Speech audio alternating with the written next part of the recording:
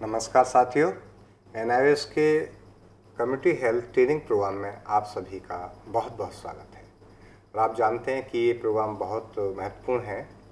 Practical training की हम बातचीत कर रहे हैं और प्रैक्टिकल मैनुअल 2 खासतौर से मातृत्व एवं बाल शिशु देखभाल, इस पर हम प्रैक्टिकल्स की चर्चा कर रहे हैं, जिसमें आज का हमारा विशेष टॉपिक है प्रसव के पश्चात महिला की देखभाल।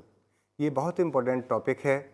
प्रसव से पहले यानी प्रसव पूर्व और प्रसव पश्चात, ये दोनों ही जो देखभाल है, केयर है, बहुत मायने रखती हैं और इनका ध्यान खास तौर से जो परिवारजन हैं उनको, साथ में जो स्वास्थ्य से संबंधित, चाहे वो जन स्वास्थ्य कार्यकर्ता हैं, चाहे वो डॉक्टर्स हैं, चिकित्सक हैं, उन सभी को विशेष रूप से रखना चाहिए। मेरे साथ स्टूडियो में मौजूद हैं डॉक्टर ज्योत्सना।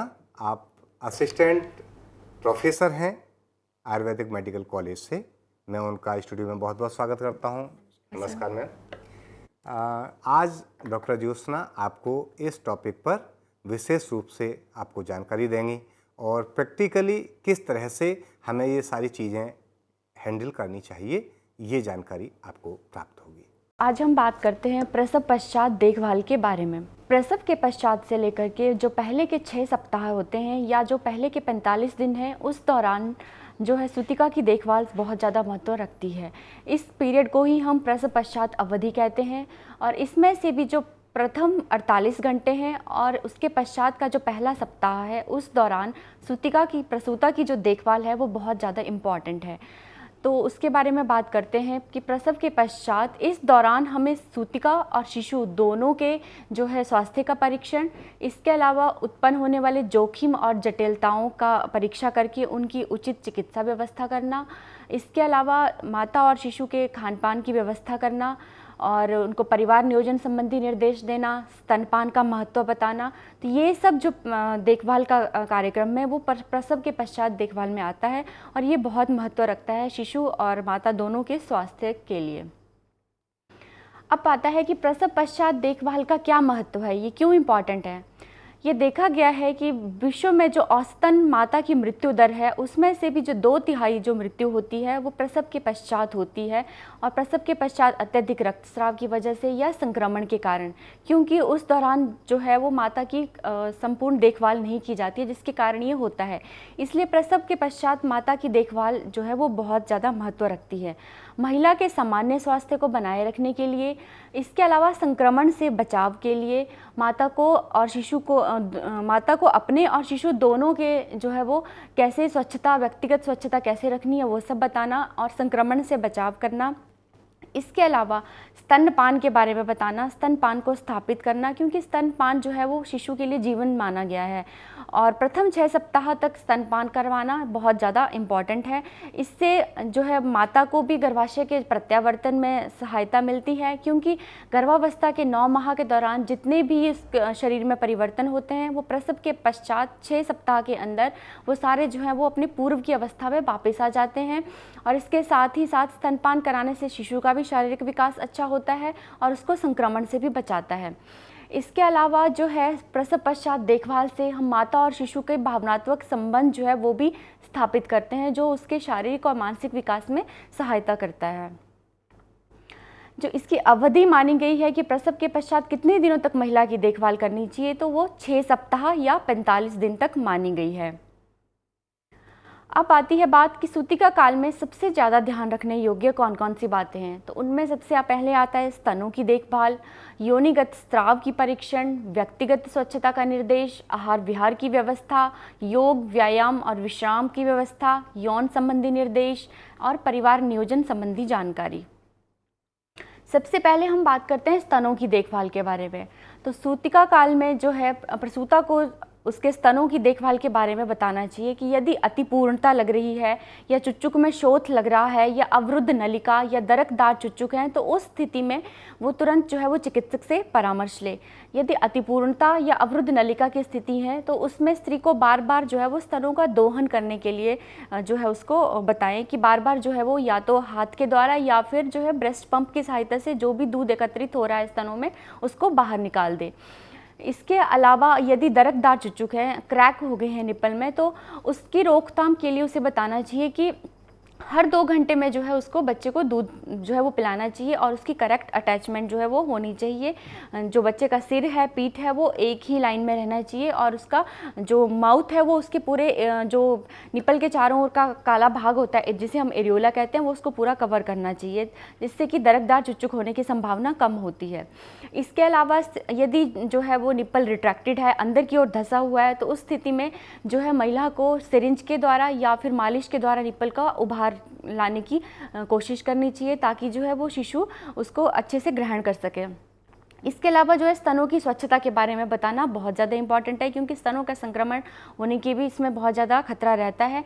इसलिए प्रत्येक बार स्तनपान से पहले भी और बाद में भी वो साबुन से और गुनगुने पानी से जो है वो स्तनों को साफ़ करे और उसके बाद दूध पिलाने के बाद भी उसको गुनगुने पानी से साफ़ करे और फिर उसके बाद सूखा रखे।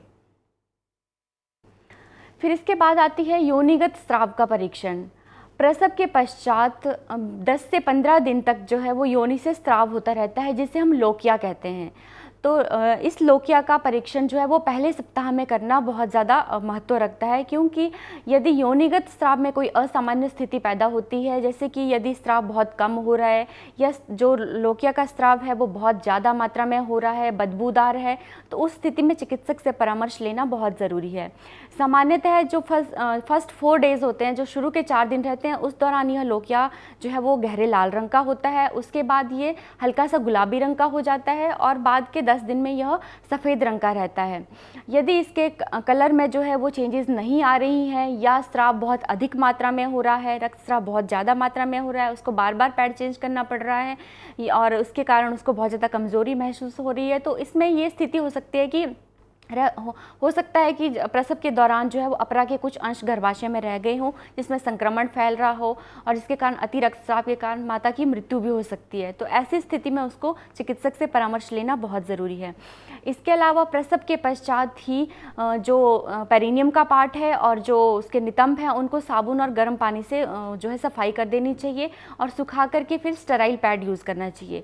प्रतिदिन जो है वो पेरिनियम को स्वच्छ रखना चाहिए और उसकी एंटीसेप्टिक सॉल्यूशन से क्लीनिंग करनी चाहिए और पैड जो है वो दिन में जो है हर 5 घंटे में पैड को बदलना चाहिए और स्टेराइल पैड ही यूज़ करना चाहिए ताकि संक्रमण से बचा जा सके।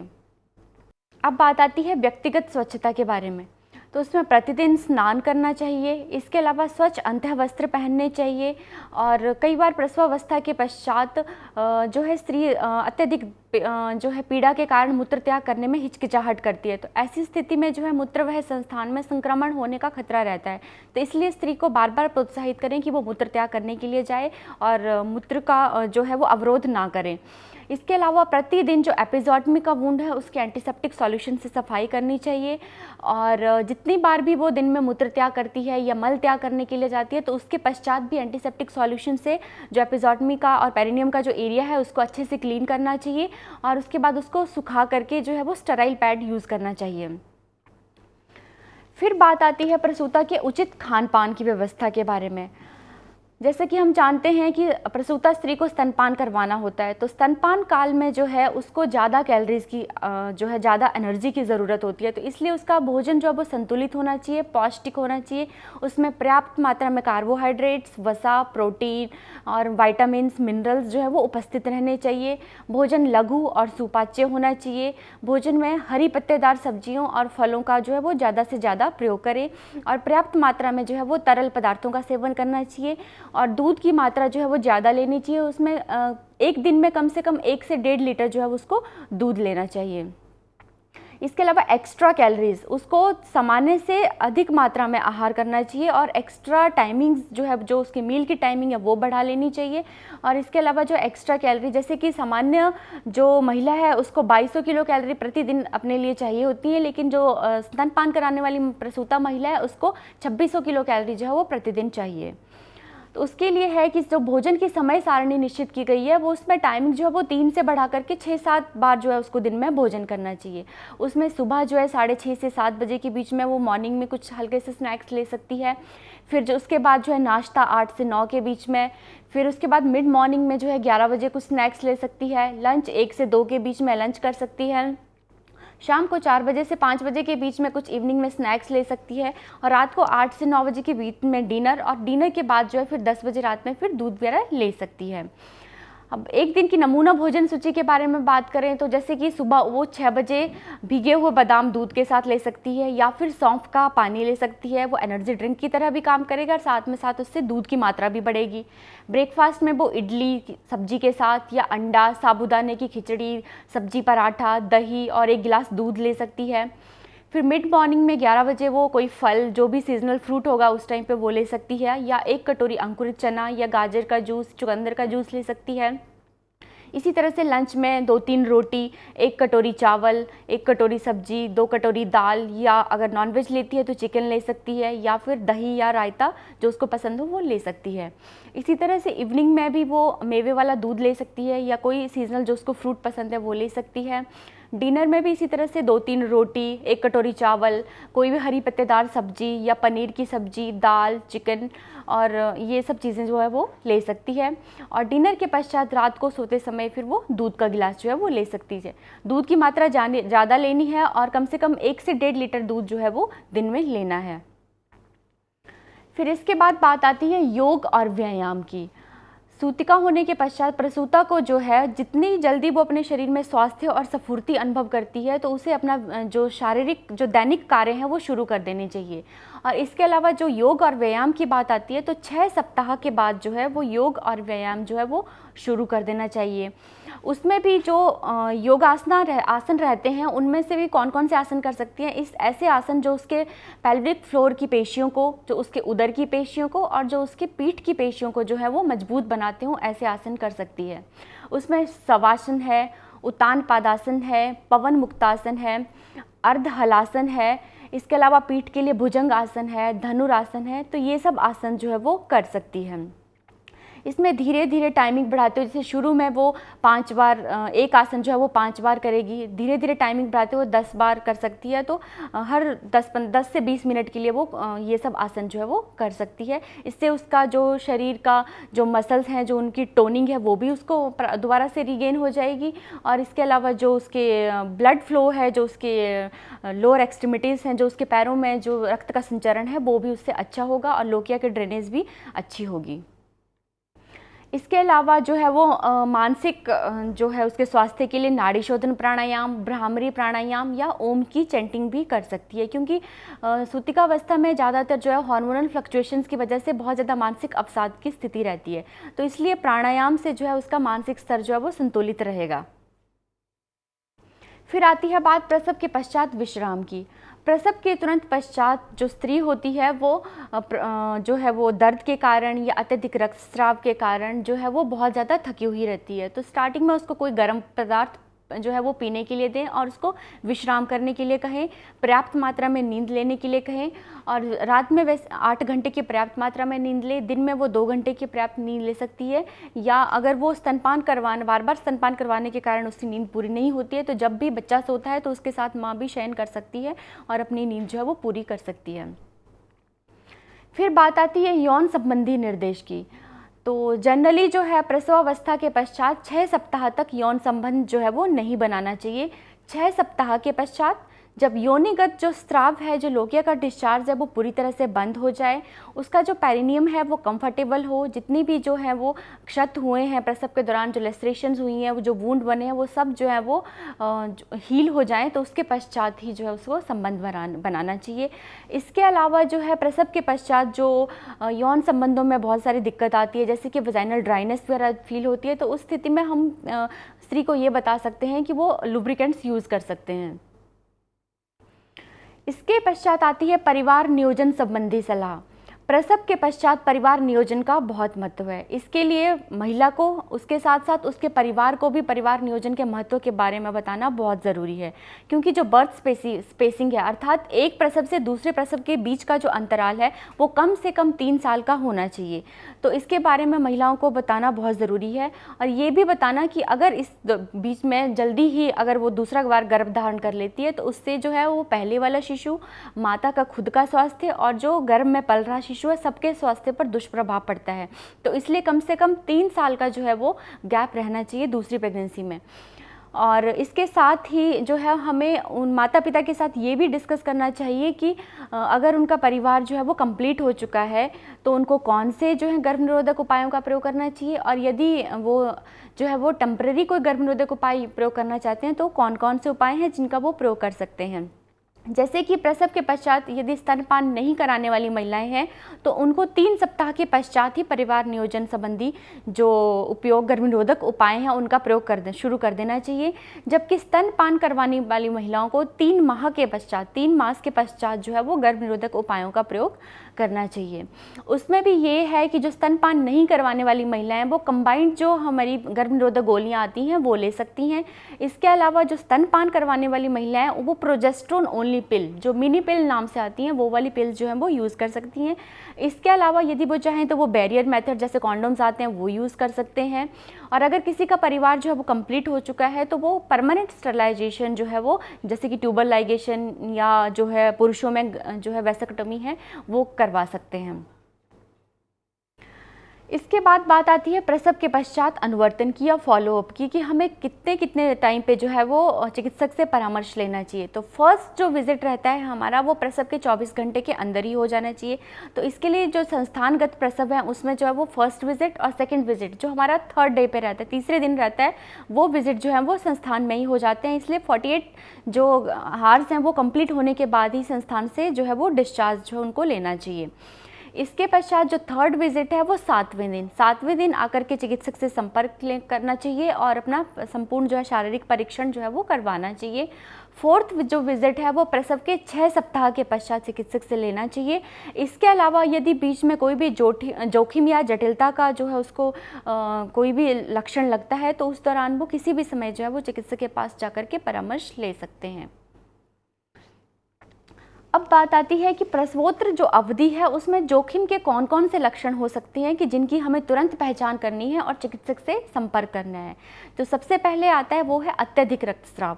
यदि बहुत ज़्यादा रक्तस्राव हो रहा है, बदबूदार योनि से स्राव हो रहा है, तो उस स्थिति में जो है वो तुरंत चिकित्सक से परामर्श करें। मूत्र त्याग के दौरान अगर अत्यधिक पीड़ा हो रही है, मूत्र त्याग के दौरान दाह हो रहा है या बूंद बूंद प्रवृत्ति हो रही है, मूत्र त्याग सही से नहीं कर पा रही है, तो उस स्थिति में भी संक्रमण के ज़्यादा खतरा है, तो उसमें भी चिकित्सक से संपर्क करें। ज़्यादा से ज़्यादा मात्रा में तरल पदार्थों का सेवन करें और चिकित्सक से संपर्क लें।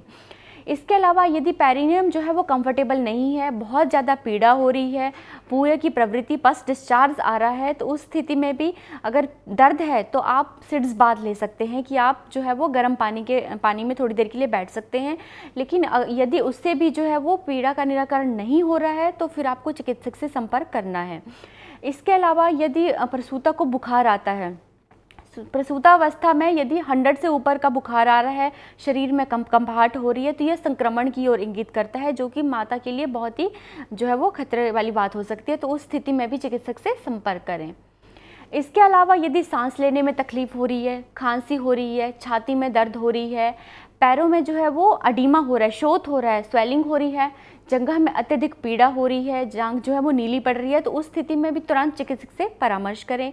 इसके अलावा उच्च रक्तचाप है, दौरे पड़ रहे हैं और बहुत तेज़ सिर दर्द हो रहा हो, चक्कर आ रहा हो, शरीर में पीलापन हो गया हो, स्तनों में भारीपन हो, बहुत ज़्यादा पीड़ा हो, चुच्चुक में शोथ हो गया हो, तो उस स्थिति में भी जो है वो तुरंत चिकित्सक से परामर्श लेना चाहिए।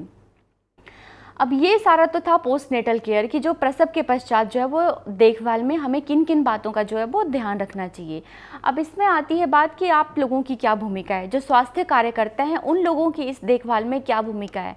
तो तो सबसे पहली बात है कि आपका काम है माता और उसके परिवार को संपूर्ण पोषण युक्त संतुलित आहार के बारे में अवगत करवाना। जो मैंने पहले बताया कि उसको किस तरह का आहार लेना चाहिए, कितनी बार लेना चाहिए, वो सब के बारे में उसको भी, माता को भी और उसके परिवार को भी अवगत करवाना। दूसरा है माता और नवजात शिशु को अपनी शारीरिक स्वच्छता के बारे में जागरूक करना कि माता को नवजात शिशु की कैसे स्वच्छता रखनी है, उसके नाभिनाल को कैसे स्वच्छ रखना है, और अपनी जो व्यक्तिगत शारीरिक स्वच्छता है, पेरिनियम की स्वच्छता है, स्तनों की स्वच्छता है, वो कैसे मेंटेन करके रखनी है ताकि संक्रमण ना फैले, उसके बारे में जागरूक करना। तीसरा है माता और परिवार को प्रसवोत्तर अवस्था में होने वाले जोखिम और जटिलता के लक्षणों से अवगत करवाना। जितने भी जोखिम और जटिलता के लक्षण बताए हैं, ये सब आपको माता और उसके परिवार के साथ डिस्कस करने चाहिए, उनको बताने चाहिए कि इस तरह का यदि कोई भी लक्षण जो है वो आपको मिलता है तो तुरंत जो है वो चिकित्सक से संपर्क करें। इसके अलावा माता एवं परिवार को प्रसवोत्तर चिकित्सक के परामर्श के लिए प्रोत्साहित करना कि चिकित्सक का जो परामर्श है प्रसव के पश्चात वो बहुत ज़्यादा ज़रूरी होता है, इसलिए उनको बार बार इसके लिए जागरूक करना। माता और परिवार को स्तनपान के महत्व के बारे में बताना कि जो स्तनपान है वो बच्चे के लिए अमृत के समान है, उसका वो संपूर्ण पोषण करेगा, इसके अलावा उसकी रोकथाम से बचाएगा और इसके साथ साथ ही माता के जो गर्भाशय है उसके प्रत्यावर्तन में भी सहायता करेगा, इसलिए स्तनपान का महत्व उनको समझाना। परिवार नियोजन के महत्व के बारे में बताना और जो गर्भ निरोधक विधियां हैं जो मैंने पहले बताई हैं उनको सुझाव देना। जिस तरह का भी माता पिता जो हैं वो गर्भ निरोधक विधियों का प्रयोग करना चाहते हैं उनको उसका सुझाव देना। इसके अलावा शिशु के टीकाकरण के बारे में और जन्म के पंजीकरण करवाने की उनको सलाह देना जो है वो भी बहुत ज़्यादा इम्पॉर्टेंट है। इस तरह से हमने आपको माता और उसके परिवार को जो आपको सब निर्देश देने हैं उन सब के बारे में बता दिया है और प्रसवोत्तर पश्चात क्या क्या जो है वो देखभाल करने की ज़रूरी है और उसके शारीरिक परीक्षण के लिए क्या क्या ज़रूरी है वो सब आपको बता दिया गया है। तो अब आप ये सब लक्षणों का जो है वो भली भांति जो है वो परीक्षा करके माता और शिशु के स्वास्थ्य को बनाए रखने में मदद कर सकते हैं। धन्यवाद।